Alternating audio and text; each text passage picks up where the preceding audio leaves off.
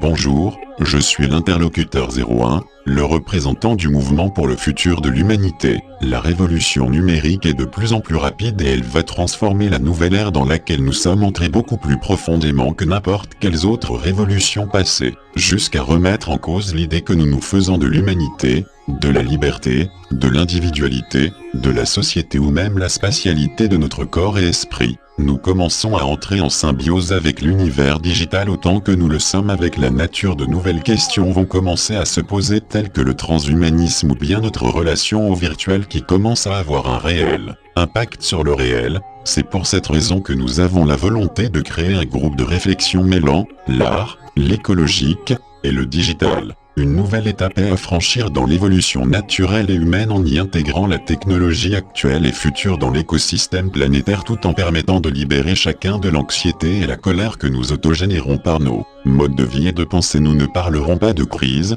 ni d'immigration, ni de lutte des classes, ni de clivage droite-gauche, ni de chômage ainsi que tous les sujets du même ordre dont nous avons l'air si préoccupés, mais de sujets plus ambitieux sans avoir peur d'aller trop loin. Il faut avoir une nouvelle vision de la politique ne jouant plus sur la peur de chacun. Cela crée une agressivité non constructive entre les personnes ayant des idées différentes. Notre volonté n'est pas de remettre en cause quoi que ce soit, mais seulement apporter une nouvelle ouverture d'esprit pour répondre à nos peurs par une vision avec un réel sens à nos politiques sociales et économiques. Cette idée paraît perdue d'avance, car les propositions faites seront souvent vues comme naïves ou allant à l'encontre des idées reçues et n'auront pas volonté à faire vivre l'ego. Bien sûr, il ne faut pas voir notre parti comme une chose sérieuse, mais plutôt comme une volonté poétique, le parti qui comprend la sensation agréable et nostalgique que peut faire naître la pluie. Une soirée fraîche d'automne comme une des choses les plus précieuses à vivre. Voici une ébauche de programme à plus ou moins long terme.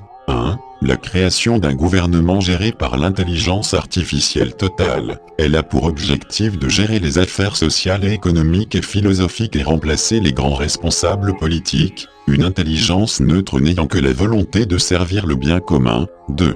Créer des intelligences artificielles de régulation démographique, considérées comme des citoyens. Elles consomment, travaillent, paient des impôts, fondent une famille. Leur utilisation doit répondre à une demande économique en cas de besoin d'augmentation ou de réduction démographique.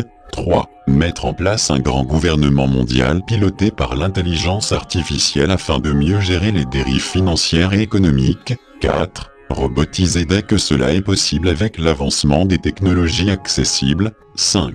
Dans l'attente de la mise en place de l'intelligence artificielle, nous proposons aux élus de pouvoir travailler et être élus sous le couvert de l'anonymat. 6. Faire l'urbanisme écologique une priorité. Concentrer les populations dans un cadre agréable et réduisant la prise au sol des infrastructures. 7. Faire avancer l'humanité vers sa prochaine évolution. 8. Permettre aux personnes de circuler librement et en toute sécurité grâce à la mise en place d'un système de sécurité digitale à grande échelle comme avec la mise en place de caméras autonomes à reconnaissance faciale et de drones d'intervention. 9. Développer l'art à tous les secteurs de nos sociétés. 10. Un effort commun pour la beauté de notre environnement.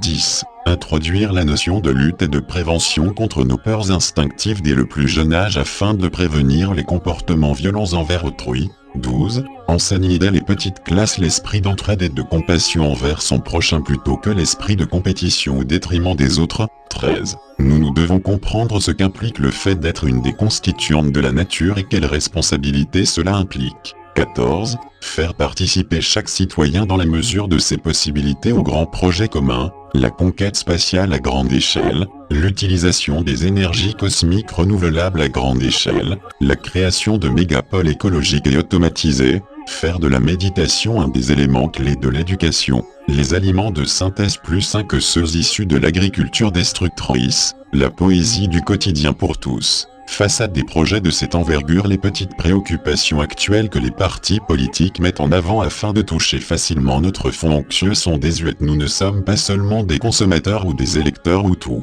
autres fonctions utiles à la société. Sans entrer dans un débat théologique, nous sommes déjà certains par notre propre expérience d'être l'un des organes de la conscience de l'univers. Méditons là-dessus. Nous sommes bien sûr en attente de toutes vos propositions allant dans le sens du bien commun. Nous vous souhaitons paix et éveil. À bientôt.